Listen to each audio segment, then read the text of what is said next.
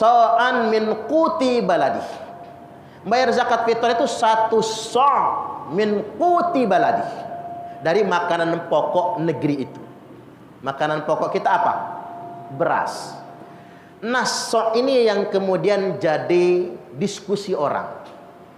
Sa' itu kalau di sini dikatakan wa qadruhu khamsatu artalin wa thulusun bil iraqi. 5 ritel wa thulusun bil iraqi. 5 sepertiga ritel Irak. Kalau pendapat Imam Hanafi, 1 sa' itu 8 ritel.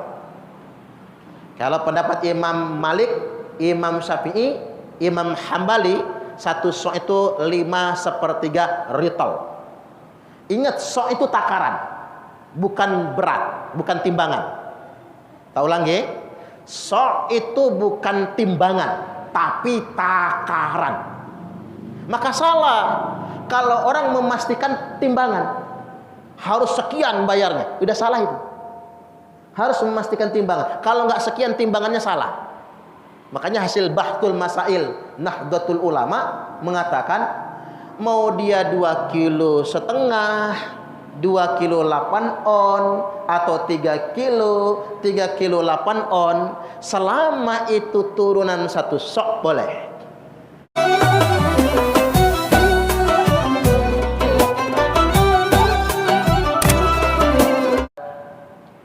Diwajibkan membayar zakat fitrah itu karena 3 perkara.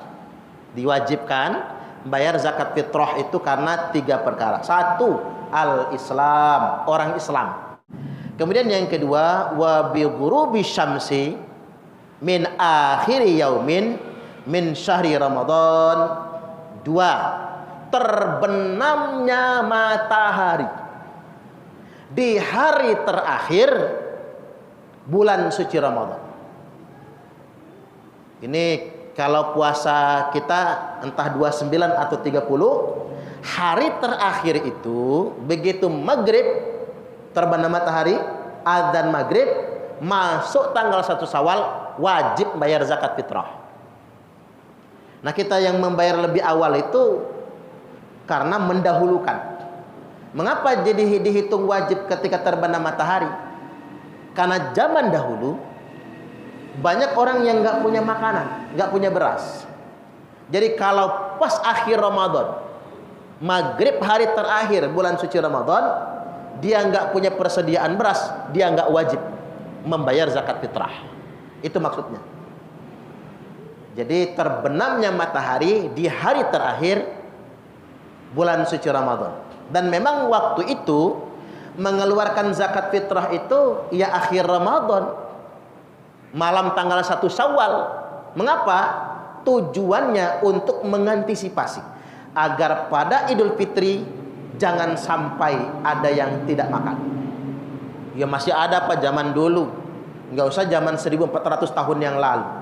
Indonesia tahun 60, 70, 80, banyak orang nggak kebeli beras kan? Tahun-tahun itu.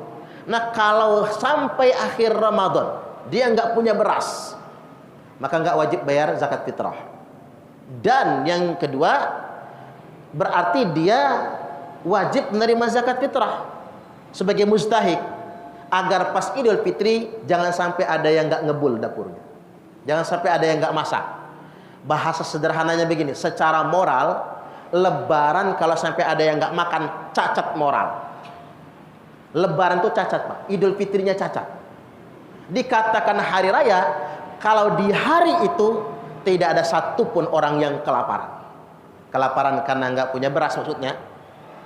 Itu cacat hari raya ketika ada yang kelaparan. Makanya solusinya kita punya kewajiban membayar zakat fitrah. Kemudian yang berikutnya, yang ketiga, wa wujudul fadli an qutihi wa quti'nya lihi fi dzalikal yaum. Nah, ini tadi wa wujudul fadli, adanya kelebihan an qutihi, persediaan makanan pokok atas dirinya, wa quti iyalihi, maupun untuk keluarganya. Jadi kalau punya persediaan beras pas-pasan cuman untuk makan, Pak, untuk makan hari itu, maka dia tidak punya kewajiban bayar zakat fitrah. Tapi kalau dia punya kelebihan persediaan makanan untuk dirinya maupun keluarganya, maka dia punya kewajiban membayar zakat fitrah kalau punya kelebihan. Fi dzalikal yaum, pada hari itu. Ya, miskin bulan yang lalu nggak dihitung, melarat seminggu kemarin nggak dihitung, hari itu. Kalau hari itu punya kelebihan makan akhir Ramadan 1 Syawal, maka wajib membayar zakat fitrah, wajib dibayarkan hingga salat Id ditegakkan. Ini penting digarisbawahi. Selanjutnya, wa yuzakki an nafsihi wa amman talzamuhu nafaqatuhu minal muslimin. Wajib mengeluarkan zakat fitri atau zakat fitrah itu atas dirinya sendiri. Begitupun semua kaum muslimin yang dalam tanggungan nafkahnya. Siapa saja? Istrinya. Suami wajib membayarkan zakat fitrah istrinya, karena suami yang menafkahi. Anak-anak yang masih dalam tanggungan nafkah. Kalau anak sudah nikah terus sudah penghasilan, nggak usah lagi ya Pak, suruh bayar dewe biar dia ngerti kewajiban. Ada orang tua terlalu soleh, pokoknya nak, karena kamu anak bapak, kamu sama cucung-cucung bapak yang bayarin. Nggak boleh ya Pak. Ajarin anak itu menegakkan syariah. Dia suruh bayar dewe zakat fitrahnya itu. Istri, anak-anak, termasuk kalau zaman dahulu itu budak sahaya, baik budak sahaya yang laki-laki maupun perempuan, kalau dia mukmin mukminah, muslim muslimah, wajib dibayarkan zakatnya oleh tuan, yang nafkahnya jadi tanggungan. Kemudian yang berikutnya, so'an min quti baladi. Bayar zakat fitrah itu 1 so' min quti baladi, dari makanan pokok negeri itu. Makanan pokok kita apa? Beras. Nah, so' ini yang kemudian jadi diskusi orang. So itu kalau di sini dikatakan wa qadruhu khamsatu artalin wa thulusun bil iraqi. 1 so' itu kalau dalam bahasa kitab 5 ritel. Ini kitab Fathul Mu'in ya Pak. 5 ritel. 5 ritel wa thulusun bil iraqi. 5 sepertiga ritel Irak. Kalau pendapat Imam Hanafi, 1 so' itu 8 ritel. Kalau pendapat Imam Malik, Imam Syafi'i, Imam Hambali, 1 so' itu 5 sepertiga ritel. Ingat, so' itu takaran, bukan berat, bukan timbangan. Tak ulang ya, so' itu bukan timbangan, tapi takaran. Maka salah kalau orang memastikan timbangan harus sekian bayarnya. Udah salah itu. Harus memastikan timbangan. Kalau nggak sekian timbangannya salah. Makanya hasil Bahtul Masail Nahdlatul Ulama mengatakan mau dia 2,5 kilo, 2 kilo 8 on, atau 3 kilo 8 on, selama itu turunan 1 sok boleh. Karena yang dihukumi fikih bukan timbangan, tapi yang dihukumi fikih adalah takaran. Sok itu berbeda-beda kalau dihubungkan dengan timbangan nantinya. Oke, begini. Kalau berdasarkan 3 madhab, Imam Malik, Imam Syafi'i, Imam Hambali, 1 sok itu 5 sepertiga ritel. Nah, tergantung apa yang kita takar. Kalau nakarnya kurma, beda dengan beras. Beratnya pasti beda. Beras, kurma, gandum, anggur, beda ketika dimasukkan ke takaran. Itu beda Pak. Apalagi yang ada yang pakai jagung. 5 canting jagung beda dengan 5 canting beras. Betul nggak? Saya suka nyanting ini Pak, pakai kaleng susu itu kan, itu beda. Nah, 1 so' itu 4 mud.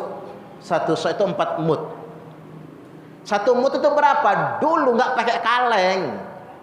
Dulu orang ngukur 1 mud itu pakai 1 tangan. 2 tangan begini, begini kan. Nah, begini. 1 mud itu begini, ngambil. Nah, ini 1 mud.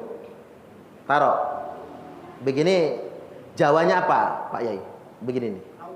Raupan itu bahasa Indonesia kayaknya. Nah, apa bahasa Indonesianya? Secaupan. Nah, caup ini bahasa Jawa beneran nih. Secaupan. Kalau kata orang Ogan, sehaupan. Seraupan begini nih. Begini. Jadi kalau jenengan nggak mau repot Pak bayar zakat fitrah itu, karung beras itu 1, 2, 3, 4. Begitu ditimbang cuma sekilo. Ngapa cuma sekilo? Kecil telapak tangan kita ini. Orang Arab dulu tangannya gede-gede kan, orang Arab itu. Makanya mungkin lebih. Cuman kesalahannya orang itu pakai mut yang kaleng. Pakai mut yang kaleng itu ada yang nakarnya mepres, ada yang mepres, ada yang nakarnya itu menggunung. Ya beda dong. Kalau nakarnya mepres maka 2,2 kilogram. 2,2 mepres. 4 itu mepres, 4 mut 2,2 kilogram. Tapi kalau kita nakarnya gunung maka 2,8 kilogram, 4 mut tersebut. Sekarang begini Pak, jangan digunungkan. Karena saya ini anak petani. Kata ibu saya, Man, masih kecil dulu, beras sekilo 4 kaleng, 4 canting. Kaleng susu, mepres. Nggak bisa munjung Pak. Sekilo tuh, 4 kaleng susu itu sekilo. Udah pasti kalau ditimbang. Tapi kalau kopi, biji kopi, kalau nimbang biji kopi, nakarnya nggak bisa mepres. Harus munjung menggunung. Baru pas dia 1 kilo. Beda bijinya, beda dia. Makanya jangan dimunjungkan. Nah, begini. Artinya Pak, kalau dihadapkan dengan perdebatan berapa kilogram, berapa gramnya, nggak selesai-selesai dia. Makanya kalau menurut pendapat 4 madhab, 3 madhab, 1 sok itu 2,2 kilogram. Jadi jangan sampai ada yang menyalahkan nantinya. Nah atau begini, kalau mau dibulatkan 1 mut itu 600 gram. 600 gram kali 4, 2,4 kilogram. 2.400 gram. Maka biar nggak kurang kita buletin menjadi 2,5 kilo. Jadi mau 2,5 kilo boleh, 1 sok juga.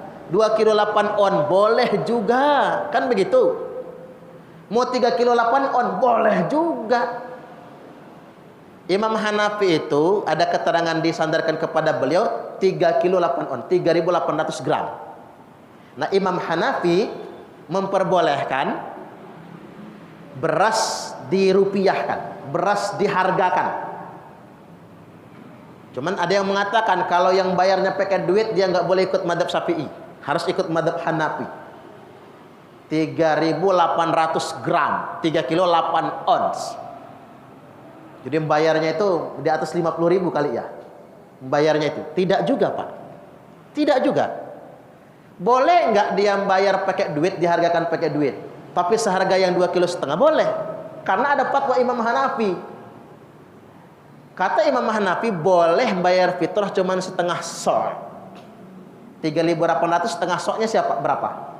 1.900 boleh setengah sok. Walaupun Imam Hanafi mengatakan 1 sok itu 3.800, beliau mengatakan boleh membayar setengah sok. Beda dengan 3 madhab, 1 sok itu 2.200, nggak boleh kurang dari situ, nggak boleh setengah sok. Longgarkan hukumnya. Nah, cuman begini, kita di madhab Syafi'i, kalau kita ngaji I'anatul Thalibin, ndak sah bayar zakat fitrah pakai uang. Itu kalau madhab Syafi'i. Lebih amannya pakai beras aja lah Pak, lebih amannya ya.